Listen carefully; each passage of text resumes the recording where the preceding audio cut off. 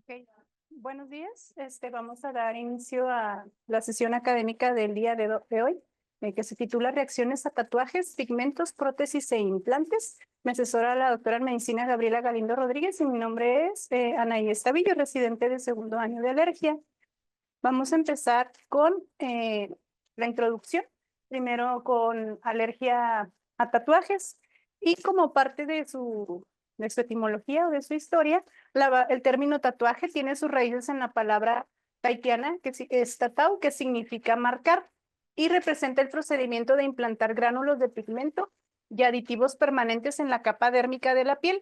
Tiene diversos propósitos, desde aplicaciones cosméticas como también usos médicos o terapéuticos. Y se ha usado a lo largo de la historia para muchas cosas, dentro de ello, por ejemplo, camuflaje para el vitiligo. Aquí podemos ver una mancha, por ejemplo, hipocrómica y vemos pues cómo también se hace arte con eso. La reconstrucción de areola mamaria en pacientes que se someten a cirugías radicales o mastectomías y también cicatrices como reconstructivas. La evidencia más antigua de los tatuajes se remonta desde el año 3000 antes de Cristo. En el 91, en 1991, encontraron una momia. Esto fue en Egipto, donde, bueno, en los Alpes italo-austriacos. Esta momia, como nombre, bueno, le pusieron Otzi, que significa hombre de hielo.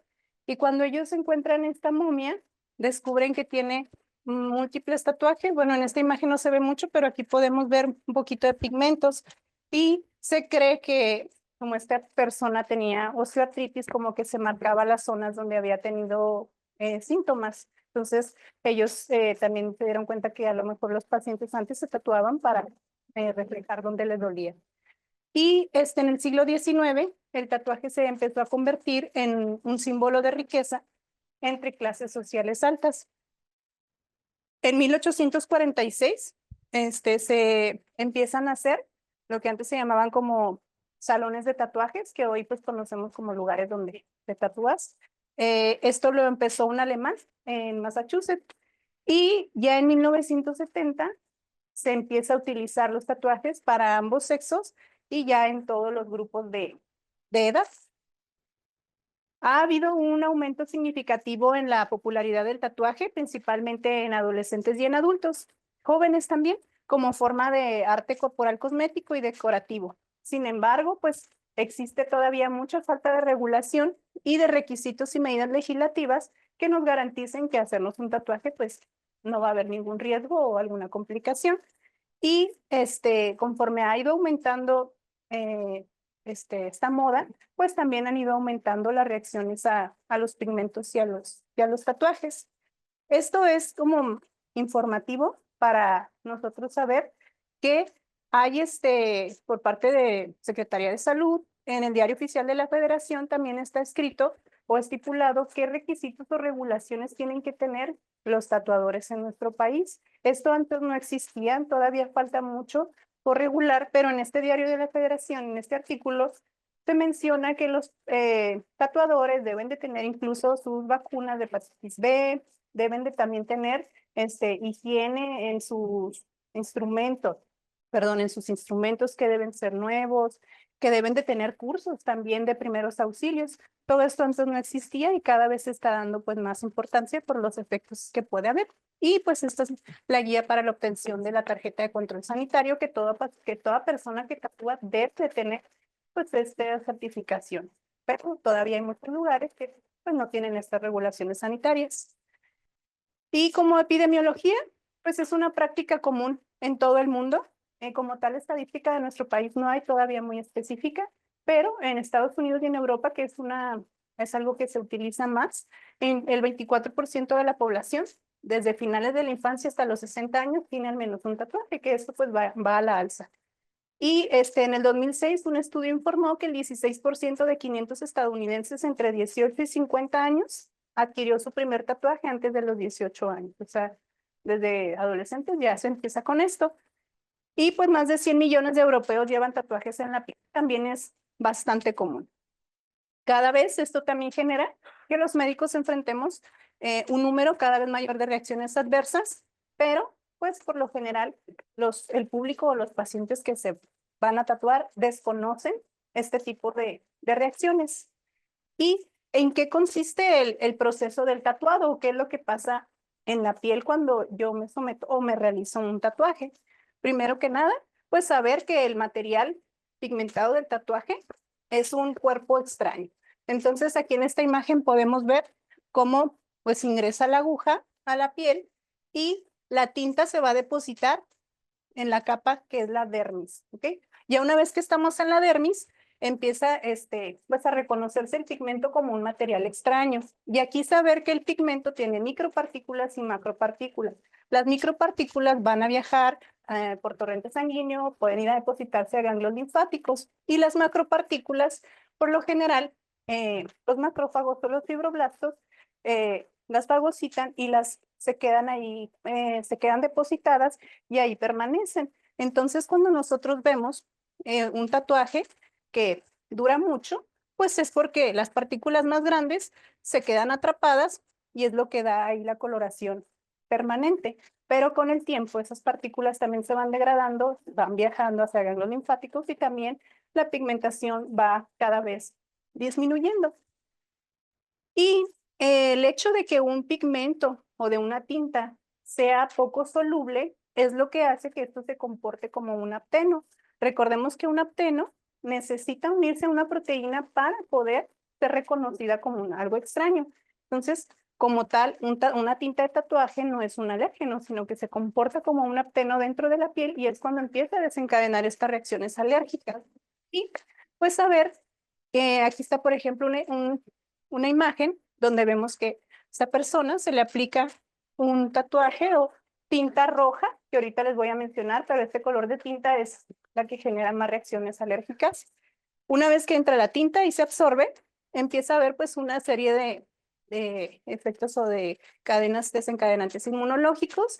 Es reconocido por un linfocito que posteriormente se puede sensibilizar. Primero una célula presentadora de antígeno lo lleva y esto empieza a desencadenar que se liberen citocinas, se activan macrófagos, hay un daño tisular y esto nos da una respuesta de hipersensibilidad tipo 4, que es la característica de ese proceso fisiopatológico. Se liberan interleucinas, factores de necrosis tumorales, etcétera. Todas estas sustancias son las que participan en esto.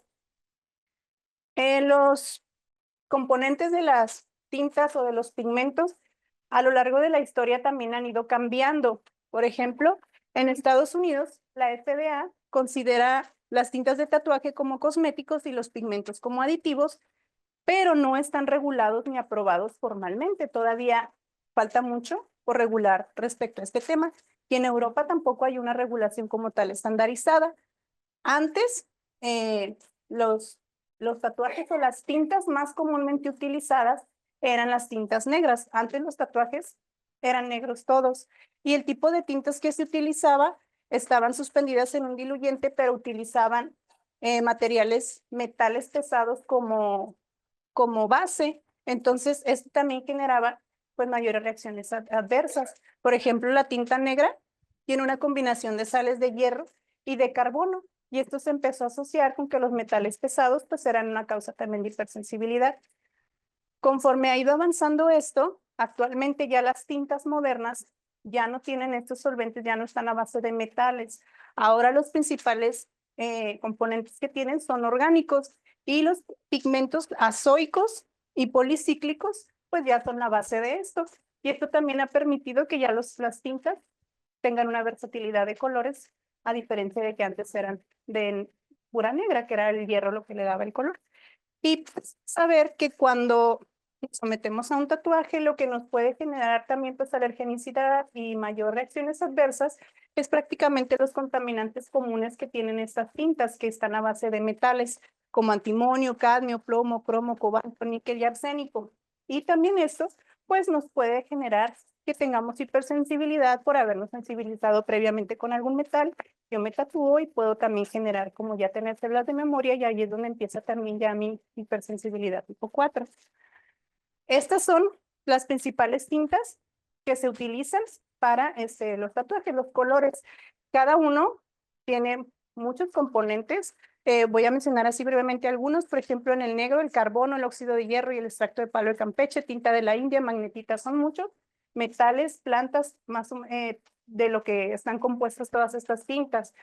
Rojo, que como les comento, es el alergénico, rojo de cadmio, óxido de hierro, óxido común, tiene hepatita, tiene selenio, el azul, azul de azurita, violeta, manganeso, pirofosfato, sales de aluminio, el marrón, ocre, amarillo, cadmio, ocre, verde, óxido de cromo, cromato de plomo, prácticamente son metales y pigmentos lo que compone las tintas de los tatuajes. Y por lo general, las complicaciones a corto plazo, que son las más frecuentes, que el paciente nos refiere, eritema, hinchazón en el sitio de tatuaje, son como se resuelven en las primeras semanas y por lo general aquí los tatuadores sí tienen conocimiento de eso. Entonces va el paciente, les menciona lo que tienen y ellos eh, pues les dicen, les dan las indicaciones y estos pacientes pues ahí ya no acuden con un médico como tal. Estas reacciones se pueden deber incluso al trauma de las agujas o a la irritación causada por el alcohol que utilizan como antiséptico y o también a una reacción aguda de la tinta.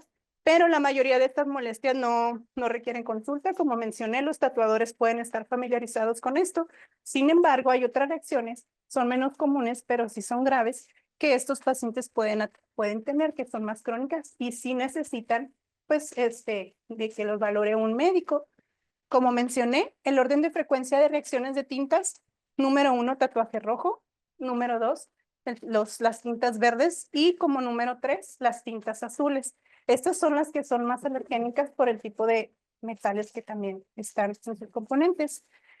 ¿Y cuáles son los signos que a mí como alergólogo me van a determinar o dar una idea de que estoy ante una reacción alérgica a un tatuaje? Debemos recordar que estas reacciones son tardías, duran semanas, meses o años después de que el paciente se realice el tatuaje, no va a ser de inmediato, ¿ok? Son reacciones persistentes, tienen un involucramiento homogéneo de todas las áreas donde se inyectó la tinta del mismo color. Si es un tatuaje rojo, todo donde haya tinta roja va a estar inflamado, eritematoso. Pueden tener también un patrón clínico en placas, liquenoide, hiperqueratóxico o ulceronecrótico, que ahorita voy a mencionarlo.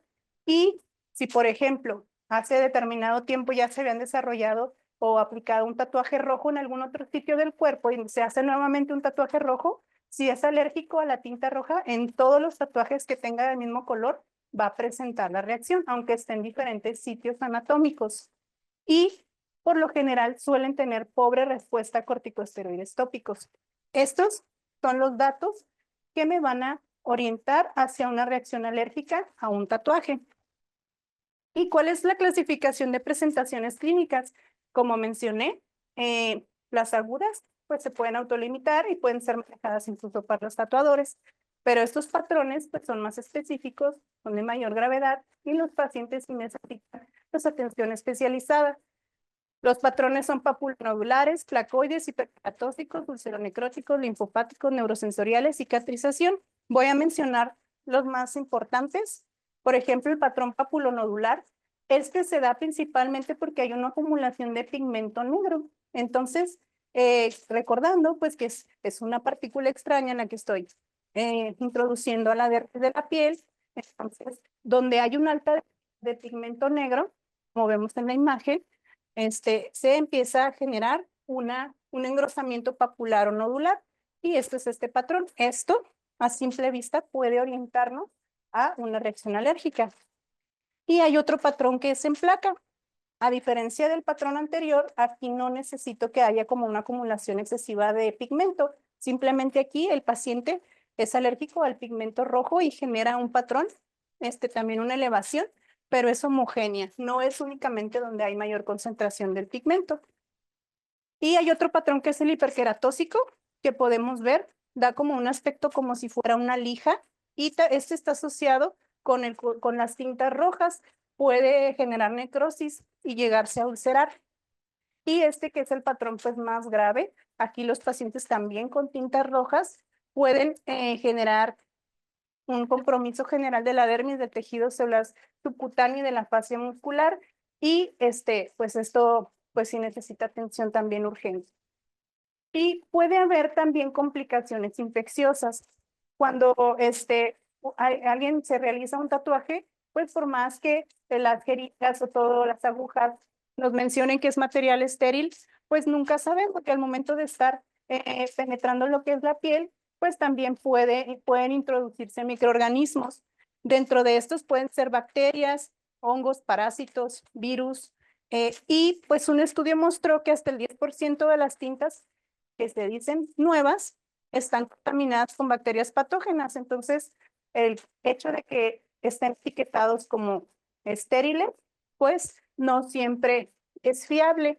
Aquí podemos ver una imagen de un tatuaje que aquí está iniciando un proceso infeccioso con una bacteria y acá, pues como también Staphylococcus aureus prácticamente ya invadió todo el sitio del tatuaje por una aguja que estaba contaminada. Y pues puede haber múltiples complicaciones, dentro de ellas inmunológicas, como dermatitis alérgica o de contacto, puede haber abscesos, puede haber también impétigos, celulitis, infecciones virales como verrugas, molusco contagioso, eh, infecciones micóticas o por hongos, también puede haber como tinea, cigomicosis, puede haber hepatitis B, C, VIH, que es también de lo más común que se menciona, psoriasis. Incluso también se han asociado algunos tipos de cáncer o tumores con los tatuajes, como linfomas, melanomas malignos, carcinomas también de células basales. Todo esto puede generarse por los tatuajes. Para poder hacer el diagnóstico de alergia a tatuajes, son tres principales rubros o parámetros que vamos a tomar en cuenta. Primero necesitamos saber cuáles son los antecedentes médicos de ese paciente y qué es lo que me interesa ver. Si ese paciente ya ha presentado previamente, si tiene historial de alergia por contacto, ya sea algún metal, algún tela, algún tinte, etcétera. También, si es un paciente que tiene antecedentes de alguna dermatosis, ya sea eczema o alguna alteración en la piel.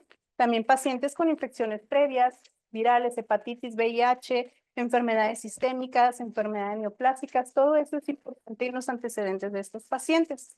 Y también necesito saber cómo es la evaluación de signos y síntomas relacionados con el área tatuada.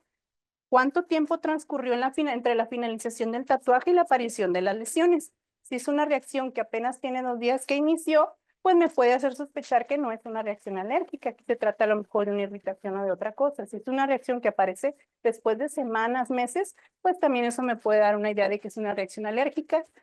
Importante preguntar si hay prurito, dolor o disestesia en el área del tatuaje. También la exposición del sol, saber qué desencadena o agrava el problema, también eso nos puede orientar, la fotosensibilidad. Si el paciente presenta fiebre, artralgias o afección de los ganglios linfáticos u otras manifestaciones sistémicas, ¿qué tratamientos se han utilizado para este problema y cuáles fueron los resultados?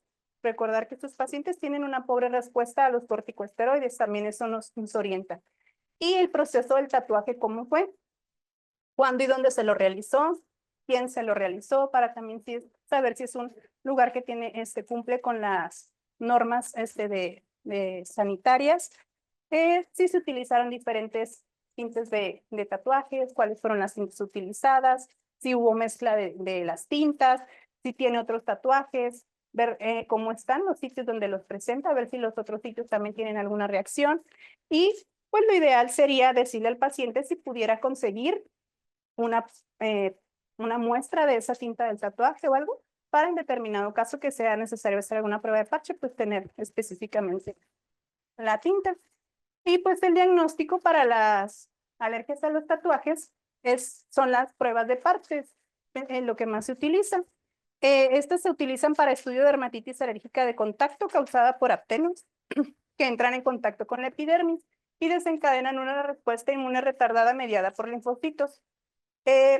Aquí lo malo es que pues las pruebas de parte, desgraciadamente a veces no se tienen específicamente las cintas o los componentes a los que el paciente estuvo expuesto.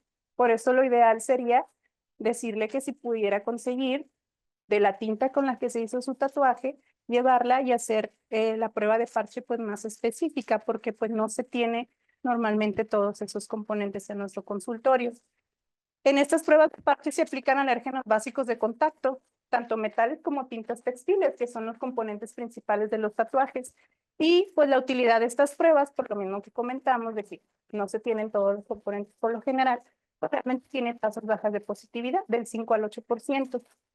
¿Y cómo voy a hacer el diagnóstico ya una vez que realizo las pruebas de parche? Pues lo vamos a dividir en dos lecturas principalmente. La primera lectura a las 48 horas después de haber aplicado los parches. Aquí se detectan lesiones tempranas. Y la segunda lectura se puede hacer a las 96 horas y también a la semana. Y aquí me sirve para identificar reacciones retardadas. Las pruebas intradérmicas serían de bastante utilidad, sin embargo, no es ético su uso, porque como estoy tratando con tintes o pigmentos, pues muy probablemente al hacer la prueba intradérmica voy a dejar tatuado al paciente. Entonces, pues no es como, sería bueno, pero no lo vamos a hacer, si no saldría el paciente todo tatuado.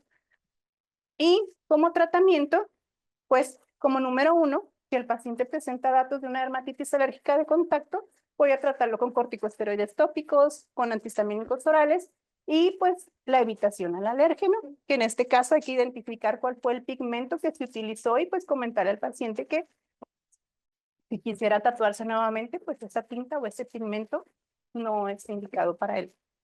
Reacciones granulomatosas. Aquí lo que hay que hacer es infiltrar las lesiones con corticosteroides intralesionales y también se utilizan inmunomoduladores tópicos como tacrolimus o timekrolimus cuando hay casos leves de estas lesiones. Cuando hay reacciones fotoalérgicas o fototóxicas, pues se les sugiere a los pacientes que tengan una protección solar adecuada y también los corticosteroides tópicos y antihistamínicos les pueden ayudar. Y en las reacciones sistémicas graves, pues corticosteroides sistémicos como lo manejamos. Hay pacientes como por ejemplo reacciones ulceronecróticas que habíamos mencionado, que son lesiones bastante pues graves. Aquí sí necesitan pues, atención de urgencia e incluso pacientes que puedan desarrollar anafilaxia a alguna tinta pues también necesitan atención de urgencia. ¿Y cuál es el tratamiento pues definitivo o curativo en este caso?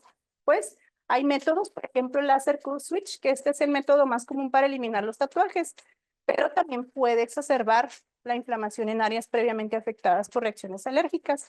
Y otro que es un poquito más invasivo, que es la excisión quirúrgica, cuando el láser no es viable o hay reacciones locales persistentes, pues se extrae también el pigmento de la piel. Y este es un caso clínico breve que voy a mencionar de un paciente, este es un masculino de 30 años de edad, como antecedentes crónico-degenerativos de importancia, fumador desde los 14 años, 8 cigarrillos diarios, sin antecedentes de enfermedades crónicas, alergias o factores hereditarios. Él acude a la consulta refiriendo que tiene dermatosis de un mes de evolución en el antebrazo derecho y en el deltoides ipsilateral. Cuando se ven las lesiones en la consulta, coincidían con tinta roja. Entonces, las características clínicas, uno estaba en la cara interna del antebrazo que se hizo hace 5 años y otro en el deltoides externo que se hizo hace 2 años con tinta verde, roja y negra. Las lesiones tenían característica de máculas eritematosas y pruriginosas, un trazo monomorfo presente solo en la tinta roja sin alteraciones en otras zonas. El de síntomas refería a prurito moderado a intenso y no tenía respuesta a antihistamínicos orales. Se hizo un estudio histopatológico, se reportó un infiltrado mononuclear y depósito de pigmento en la dermis media y profunda y era compatible con reacción por cuerpo extraño. Se le dejó tratamiento, pero tuvo una mejoría de prurito parcial con un esteroide tópico de baja potencia. Y estas son las imágenes de los brazos del paciente, donde podemos ver en la figura 1 cómo en la cara interna del brazo derecho hay lesiones papulares que respetan áreas no delineadas con tinta roja. Y aquí vemos en la extremidad superior derecha, el brazo y el hombro en la cara externa, que confluyen en placa las lesiones donde hay tinta roja. Entonces, pues, prácticamente este paciente es alérgico a la tinta roja del tatuaje. Y como otro tipo de tatuajes que también pues, ha cobrado importancia clínica y relevancia en los últimos años, que ya se viene utilizando desde muchos años atrás, son los tatuajes de henna. Y la henna pertenece a la familia que se llama Litracia, donde pues es una fuente de tintes naturales. Esta palabra inermis proviene del latín y significa desarmado.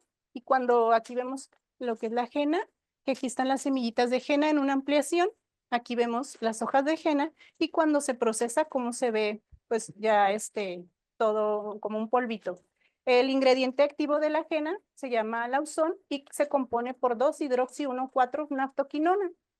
Eh, las hojas de la henna, desde tiempos antes, ya cuando se hacen en polvo, se utilizan para teñir el cabello, las uñas y la piel. Desde tiempo en Egipto y todo en las momias se menciona que se utilizaba este polvito mezclado con aceites que ahorita voy a mencionar para pintarse el cabello, hacerse tatuajes y para las ceremonias religiosas que ellos practicaban. La decoración de manos y pies es una costumbre tradicional en eventos como bodas y celebraciones en el Medio Oriente, como vemos en las imágenes, y las hojas secas de henna se muelen hasta obtener un polvo fino, como vemos aquí, y luego se mezcla con agua o aceite y se genera este tipo de pasta.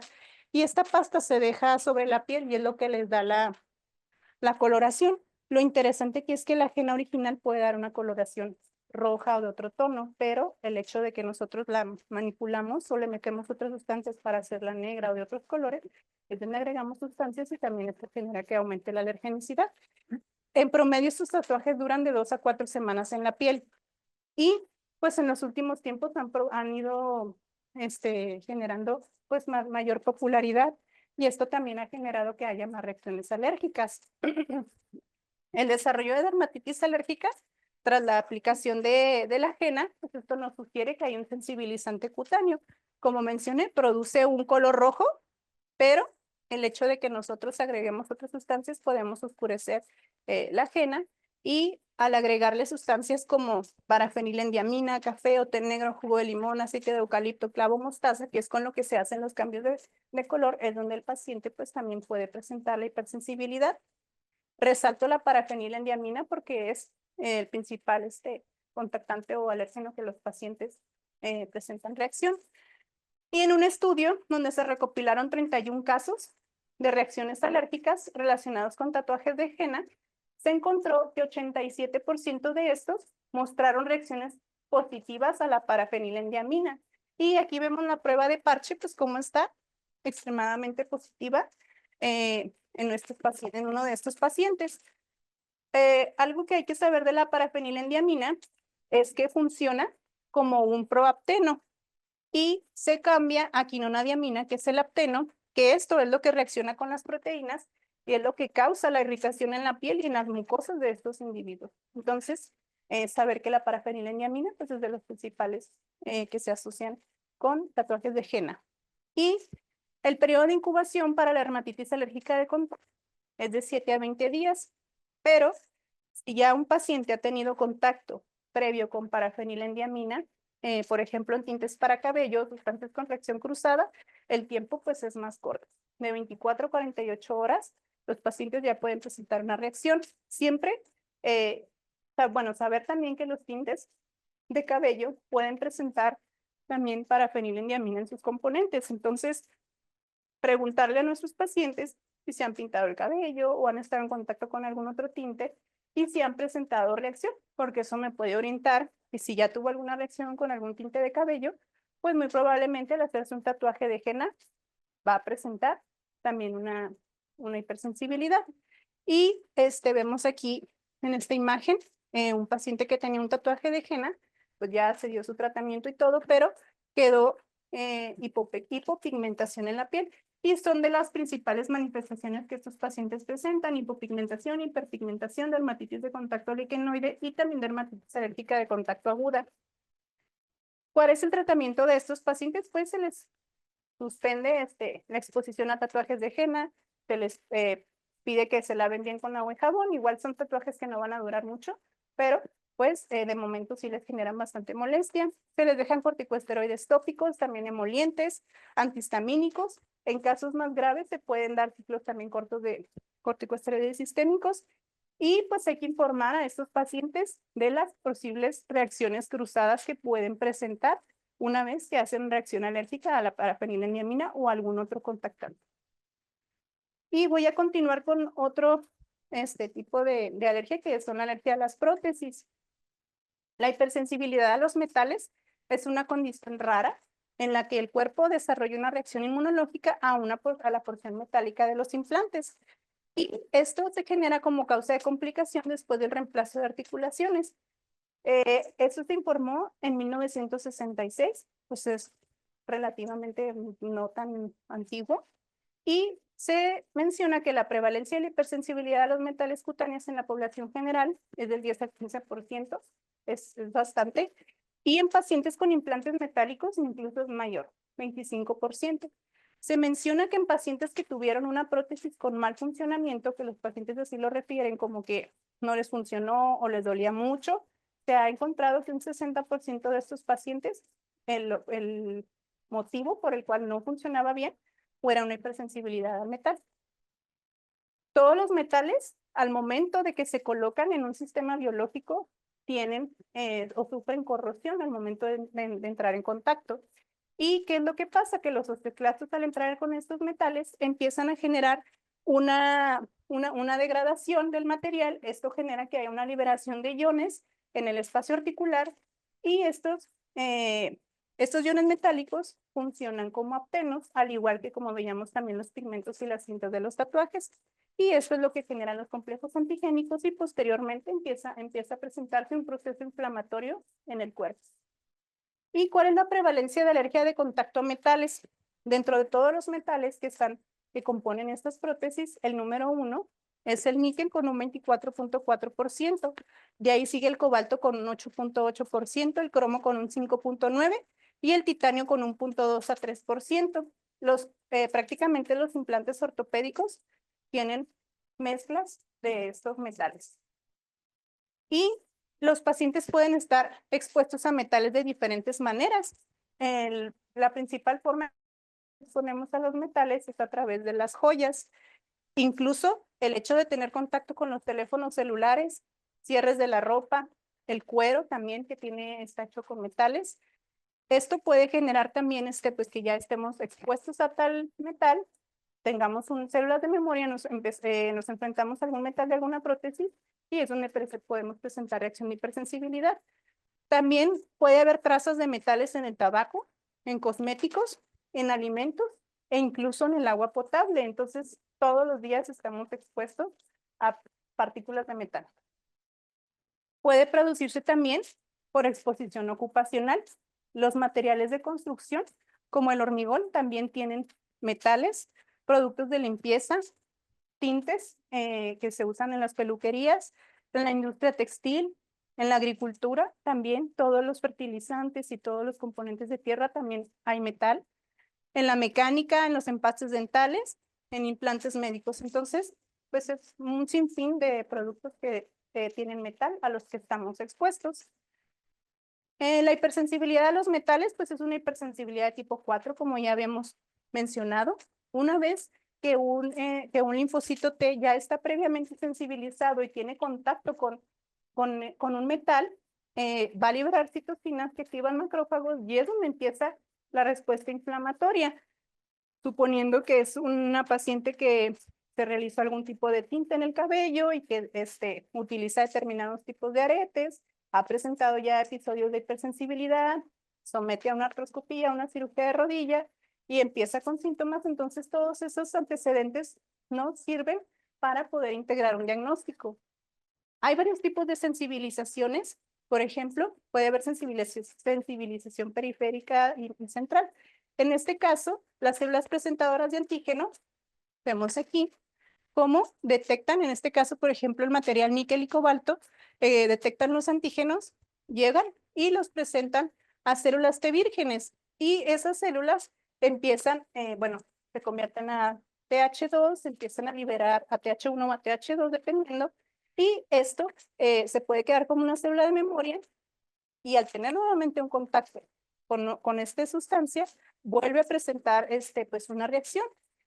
Si, por ejemplo, la célula T reconoce ya el metal y es reclutada al sitio o a la médula ósea del hueso, y una vez que vuelve a encontrarlo, vuelve a producir una respuesta inflamatoria secundaria al antígeno. Entonces, son pacientes que se quedan ya sensibilizados y que, pues, van a presentar reacción a los metales. También puede haber sensibilización local Esto es cuando todo sucede a nivel de la médula del hueso. No necesita viajar para presentar al antígeno y prácticamente pues aquí detecta al metal, hay una presentación al linfocito virgen, se convierte y es donde empieza otra vez la reacción inmunológica y también pues genera las células de memoria. Y la reactivación de células previas, aquí las células T se preparan y sensibilizan a través de un antígeno exógeno.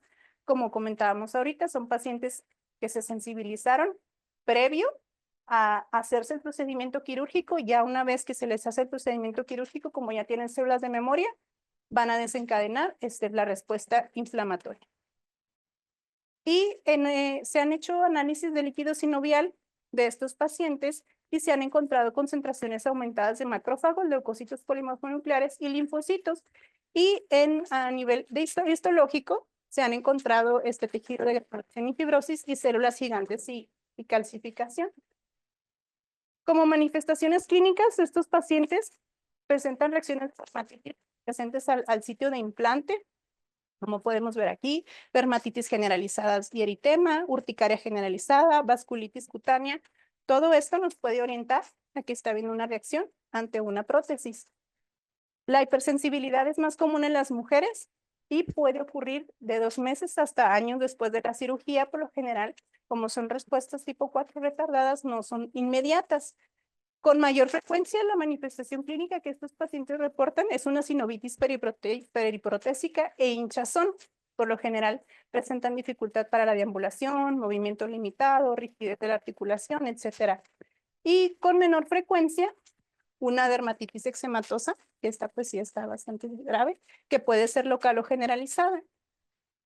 Y como diagnóstico, pues la hipersensibilidad a metales prácticamente es un diagnóstico de exclusión. Aquí los traumatólogos ortopedistas lo que hacen, primero descartan infecciones, pueden hacer aspiraciones articulares, ven que ya está el resultado negativo, aflojamientos asépticos, marcadores inflamatorios. Si ven que todo eso está negativo, pues ya el último paso para ellos es sospechar una reacción de hipersensibilidad, porque pues esto también implica el retiro de la prótesis o del material y pues también tienen costos bastante elevados. Como tal, un estándar para diagnosticar la hipersensibilidad a los metales no existe, pero el test de parche cutáneo o el test de transformación de linfocitos es lo que más se ha llegado a utilizar. El test de parche cutáneo es el gold estándar. Se retiran los parches y luego se evalúan las reacciones cutáneas. Como lo hemos visto, tiene una sensibilidad de un 77% y una sensibilidad del 71%. Las limitaciones que esto presenta es que la respuesta inmunológica mediada por células de Langerhans intradérmicas en este test no refleja con precisión la reacción mediada por linfocitos y macrófagos en el espacio articular. Puede haber ahí muchas variaciones y pues los resultados suelen ser subjetivos y difíciles de interpretar y el test puede sensibilizar a los pacientes a los metales probados. O sea, puede ser que no sea alérgico, yo le hago las pruebas y ya lo sensibilizo. Y siempre que se va a someter a un paciente a un procedimiento quirúrgico, en este caso alguna colocación de prótesis, lo ideal sería hacerles, antes de su artroplastía, en este caso, unas pruebas. Primero, preguntarles si ha presentado alergia o antecedentes de alergia a metales. Si su respuesta es no, pues no está indicado como tal hacerle algún test o pruebas de parche. Pero si este paciente menciona que ya ha tenido alergia a algún metal, lo ideal sería hacerle prueba de parche. Si me sale positivo, lo que tengo que hacer es buscar algún metal que sea hipoalergénico, ya sea titanio, circonio u otro, no irme a los que más comúnmente presentan alergia como el níquel. Si el paciente presenta pruebas de parche negativas, pues sin problema puedo elegir el metal que sea más conveniente para en ese momento. Como diagnóstico, además de las pruebas de parche, también se puede utilizar el test de transformación de linfocitos. Esta es una alternativa in vitro donde se le añade el alérgeno que se sospecha potencial a una muestra de sangre y se mide la cantidad de linfocitos que proliferan. Esto tiene una sensibilidad estimada pues muy variable entre 55 y 95%. Y su especificidad es limitada, no existe como tal un consenso sobre su grado exacto y pues solo permite evaluar en un número limitado de alérgenos simultáneamente. Otro como los principales criterios de diagnóstico para las reacciones de hipersensibilidad a metales clínicos que me pueden orientar es la erupción que recubre el implante metálico, reacción positiva en las pruebas de parche, una recuperación completa después de la extracción del implante causante y la dermatitis que es inmediata, que comienza semanas o meses después de la implantación metálica. Como tratamiento, al igual que lo que hemos mencionado, los esteroides tópicos para las dermatitis cutáneas, también la fisioterapia por la rigidez y todo que esto puede generar y la sinovitis, y los medicamentos antiinflamatorios, como los AINES. En un estudio de la administración de esteroides tópicos resolvió las erupciones eczematosas en 15 pacientes con artroplastía total de rodilla postoperatoria en un periodo de 2 semanas sin recurrencias, así pueden funcionar. Pero recalcar que la resolución definitiva de estos síntomas, una vez que ya los traumatólogos descartaron procesos de infección, elevación de reactantes de fase aguda y todo lo demás, pues va a ser nuevamente someter al paciente a cirugía y, de ser posible, pues recambiar el material de esa prótesis por uno que no sea alergénico.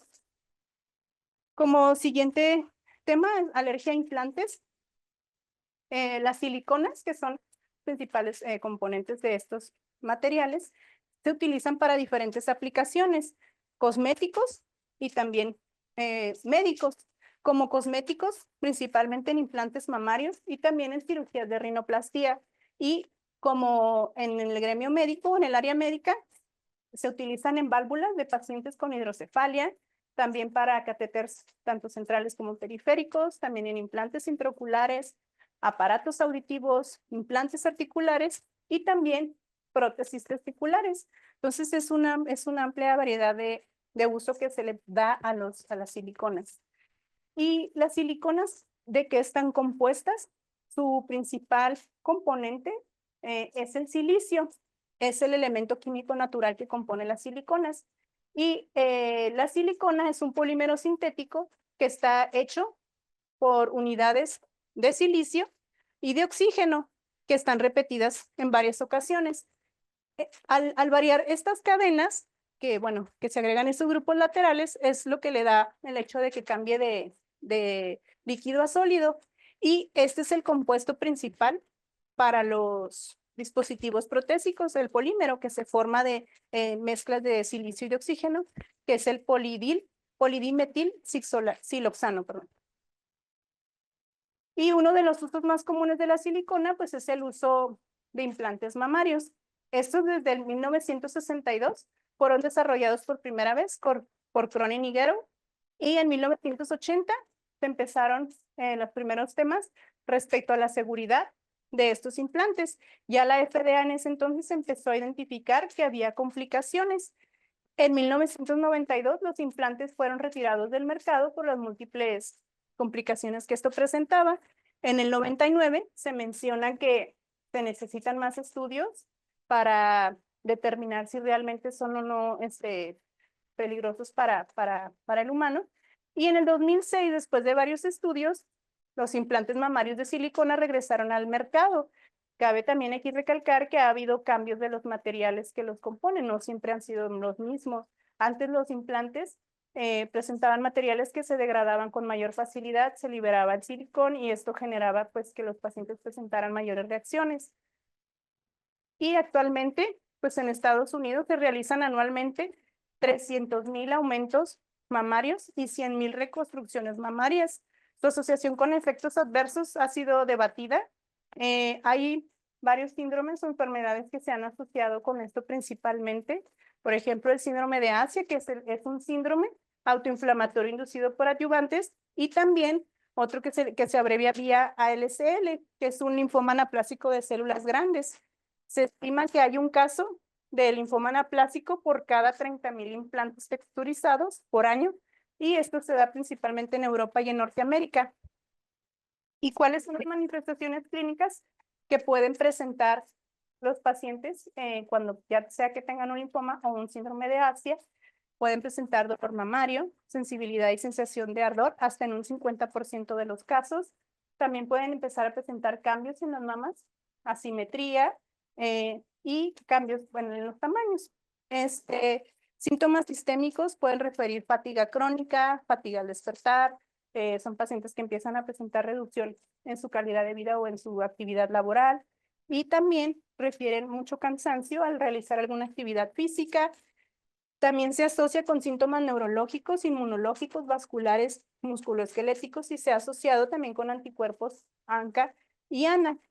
En este esquema, pues lo vemos sintetizado de una forma más didáctica, donde aquí podemos ver las manifestaciones musculoesqueléticas y neurológicas que empiezan a presentar alteraciones como síndrome de Alzheimer, enfermedad de Alzheimer, perdón, mialgias, artralgias, fatiga severa, síndrome, también presentan taquicardia, ortostatismo paroxístico, alteraciones sensoriales, linfadenopatía, pueden presentar un síndrome similar a Sjögren, ojo seco, boca seca, presentan también activación de células de mastocitos, pueden presentar incluso angioedema, elevaciones de IgE, también presentan niveles bajos de IgG, y esto genera pues también un incremento de infecciones respiratorias, pueden presentar anticuerpos como vimos ANA y ANCA positivos, elevación también de las enzimas convertidoras de angiotensina, y como síntomas vasculares hasta fenómenos de Raynaud, pueden presentar como ataques isquémicos transitorios, lívido reticularis, anticuerpos antifosfolípidos. Son muchísimas las manifestaciones que pueden presentar estos pacientes. Y pues más de 1 millón de procedimientos de aumento de senos se reportaron en el 2021. Y también muchas mujeres con el paso del tiempo solicitan perdón, la extracción de implantes debido a eventos adversos por las complicaciones que mencionamos, desde dolor, hinchazón, enrojecimiento, infección, ruptura del implante. También en ocasiones puede haber migración de silicón a pulmones, piel y extremidades inferiores, y puede haber también rupturas del implante como complicación quirúrgica, también por reacciones a componentes de los implantes y por síntomas sistémicos que ya mencionamos. Y dentro de las manifestaciones son los síndromes más frecuentes asociados a la alergia a implantes, es el síndrome de Asia, que es el síndrome autoinmune inflamatorio inducido por adyuvante. Esto constituye un conjunto de enfermedades mediadas por mecanismos inmunitarios que comparten un cuadro común, como vimos, todas las manifestaciones clínicas previamente mencionadas. Una vez, en la etapa inicial, una vez que se coloca el implante de silicón en la mama, puede haber ruptura o migración de ese silicón hacia tejido sistémico. Esto genera que hay un reclutamiento o una activación de células inflamatorias de mastocitos. Esto aumenta, empieza a haber proceso necrótico y apoptosis de todo ese tejido. Las células presentadoras de antígeno empiezan a reconocer todo ese silicón, lo llevan a las células T, se empieza a generar una respuesta de hipersensibilidad tipo 4, se empiezan a formar granulomas. Esto también puede migrar a tejido linfoide y empieza a haber linfadenopatías, se empieza a presentar también anticuerpos ANA, antifosfolípido, ANCA positivos, y se empieza también a presentar alteraciones neurológicas, lívido reticularis, fenómeno de Raynaud, todo esto por el desencadenante del silicón. Hay criterios para hacer el diagnóstico de síndrome de Asia. Como criterio mayor más importante, pues es que la paciente tenga antecedente de haberse expuesto a un implante de silicón. Si no está este criterio, pues descarta un síndrome de Asia. O sea, requisito que la paciente se haya sometido a una colocación de implantes. Manifestaciones clínicas típicas, como comentamos: fatiga, sueño, alteración del sueño, mialgias, artralgias, deterioros cognitivos, boca seca, ojo seco, pero asociado con autoinmunidad, como lo vimos ahorita. Y el hecho de que retiremos el implante y la paciente mejore, pues es un criterio mayor también de síndrome de Asia. Y pues la biopsia de órganos afectados, típica, donde se muestre partículas de silicona. Como criterios menores, autoanticuerpos contra el implante, síndrome de intestino irritable, presencia de estos marcadores como HLA-DR1 y HLA-DQB1, enfermedades autoinmunes. Estos son criterios menores. Para el diagnóstico se necesita que haya 2 mayores o 1 mayor y 2 menores para poder diagnosticar a una paciente con síndrome de Asia. ¿Cuál es el tratamiento para esto? Pues definitivamente retirar el agente desencadenante, que pues es la explantación del implante mamario. Y pues si ya la paciente presenta una enfermedad autoinmune, pues también tengo que dar tratamiento dirigido para esto, como inmunosupresores, terapias complementarias como control de síntomas inflamatorios y seguimiento a largo plazo de estas pacientes. Muchas ocasiones ya se quedan pues, con enfermedades como consecuencia de los implantes, apoyo psicológico, etcétera. Y un caso clínico, ya por último. Este es una femenino de 41 años, en la cual en el 2005 se le hizo una implantación de prótesis mamarias, PIP texturizadas. El PIP es un material que se usaba en aquellos tiempos, más o menos en el 91 en Francia, y la particularidad de este material es que se rompía con mucha facilidad, entonces esto generaba que hubiera migración de silicón fácilmente. En esta ocasión, en el 2005, los implantes eran de 395 centímetros cúbicos. En el 2014 decide hacerse un reemplazo de implantes por mamarios por prótesis de la marca Silimet texturizados, ya un poquito menores de tamaño, de 325 centímetros cúbicos. En el 2007 refiere una lesión hiperpigmentada, más o menos se aprecia en esta imagen, así es como comienza la paciente con una lesión hiperpigmentada irregular y en expansión en la región subescapular derecha. En ese mismo año empieza con dermatitis linfocítica perivascular, hiperplasia epidérmica psoriasiforme, artritis psoriásica, fibromialgia, síndrome de Sjögren con anticuerpos anti-RO y anti-LA positivos. En el 2021 se exacerban estos síntomas sistémicos y pues se da el diagnóstico de síndrome de Asia. Se le retiran los implantes mamarios y la paciente presenta mejoría clínica. Actualmente en el 2024 persiste con medicación inmunomoduladora, sulfalacina, metotrexato, hidroxicloroquina. Sin embargo, pese a que ya se retiraron los implantes, pues el dolor poliarticular está controlado, se quedó con cambios tróficos en las uñas, ya pues las placas cutáneas desaparecieron, el examen físico, las mamas están simétricas, no hay ningún problema tampoco ya de sinovitis, pero persiste con dolor articular metacarpofalángico y pues prácticamente. Entonces, pues sí, la paciente sí presentó mejoría, pero a final de cuentas, pues sí hubo consecuencias pues que se quedan de por vida. Y como conclusiones, respecto a las reacciones alérgicas a tatuajes, recordar que los pigmentos de tatuaje suelen presentarse como lesiones tardías. Las más comunes son tintas rojas y se caracterizan por patrones como lesiones liquenoides, hiperqueratóxicas, ulceronecróticas. El tratamiento incluye corticosteroides tópicos y en casos más graves pues puede requerir una extracción o una cirugía del pigmento, incluso también láser. Sobre la alergia a prótesis metálicas, el níquel, cobalto y el cromo son los más comunes en las reacciones alérgicas. Pueden manifestarse como dermatitis de contacto local o en casos más graves, inflamaciones sistémicas. Las pruebas de Parche son el método diagnóstico más utilizado para determinar la sensibilidad al metal y el tratamiento pues es reemplazar estas prótesis por metales hipoalergénicos como el titanio o cerámicas. Y como de las reacciones de implantes a silicón, las reacciones adversas incluyen inflamación local, contractura capsular o en casos raros hipersensibilidad sistémica. No existen como tal pruebas específicas para las reacciones a silicón. La evaluación prácticamente se basa en la clínica con todos los síntomas que mencionamos y pues el tratamiento es retirar el implante. Y eso sería todo por mi parte. No sé si hay algún comentario o pregunta del auditorio virtual o presencial.